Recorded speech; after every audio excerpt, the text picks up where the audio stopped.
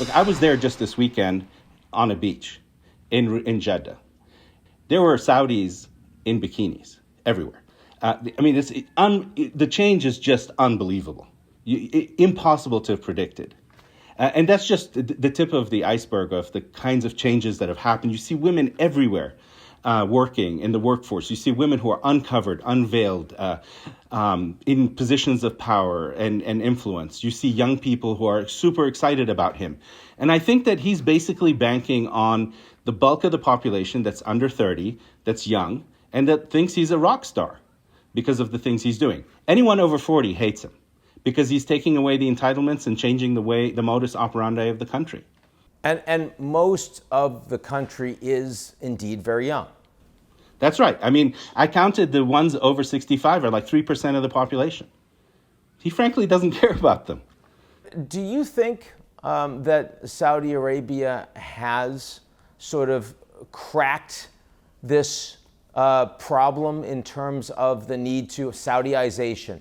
I mean, historically, it's really hard to get young Saudis and many young people in the Gulf to actually work. There's an enormous amount of entitlement, diversification of the Saudi economy. Even 5 years ago, I'd have leaders from Saudi Arabia tell me that diversification meant petrochemicals as opposed to just taking oil out of the ground. I mean, do you believe that he has passed the point of no return on that?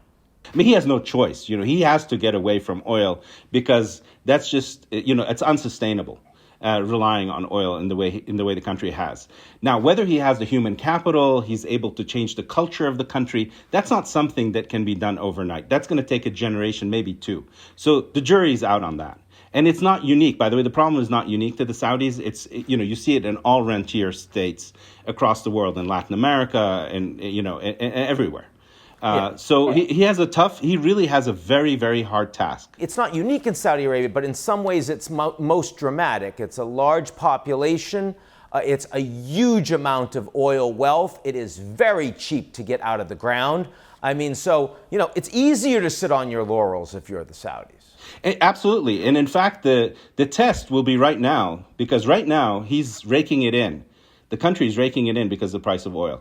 And typically what happens in the past in Saudi history, political history, in political and economic history, is when times are good and oil is flowing, you kick the can down the road and you don't make the changes that need to be made.